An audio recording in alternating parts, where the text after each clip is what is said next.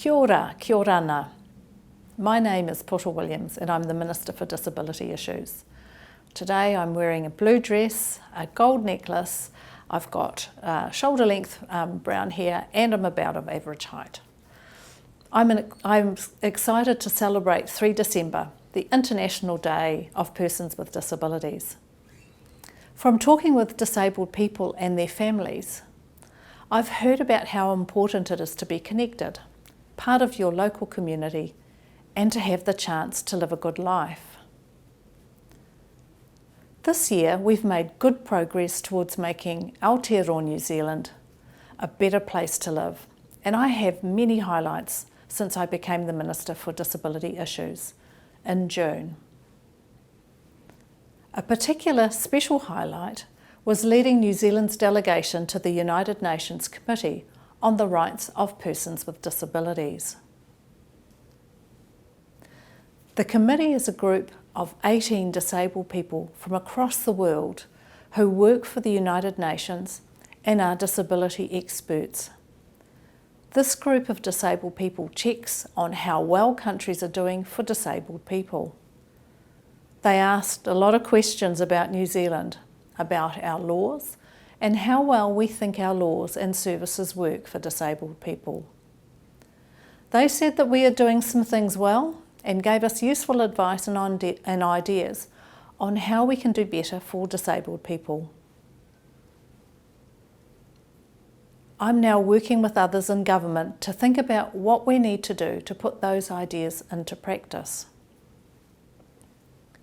For many years, disabled people have spoken about the problems they experience with accessibility. Disabled people tell me they have difficulty getting about on public transport, finding information that is easy to understand, and that buildings are not always designed for disabled people. This means disabled people are unable to be included, participate, and contribute in the same way as other New Zealanders. This year, it's been a privilege to work with my colleagues on a law to set up a way to find out what disabled people think the biggest accessibility barriers or problems are, work out the best way to get rid of those barriers, promote accessibility in new service and infrastructure design, build knowledge and awareness about the importance of making New Zealand more accessible. What is important is that disabled people will have an important role in leading this work alongside others. July was a very special month as we celebrated the start of Whaikaha, the Ministry of Disabled People. Many disabled people have been calling for this ministry for a long time, and I acknowledge everyone who helped make this ministry happen. It was an honour to launch Whaikaha. Whaikaha is working on making Enabling Good Lives approach to providing support for disabled people available across all New Zealand. This will give disabled people much more choice and control over the supports they need. Whaikaha will also work with other government organisations to help make their policies and services effective for disabled people in areas such as employment, education, health and well-being. In August we announced the new Chief Executive of Whaikaha, Paula Tesorerio. Paula is well known and respected leader in the disability community, is disabled and has a deep knowledge of the challenges and opportunities for the disabled community. Most importantly, she's a champion for the rights of disabled people.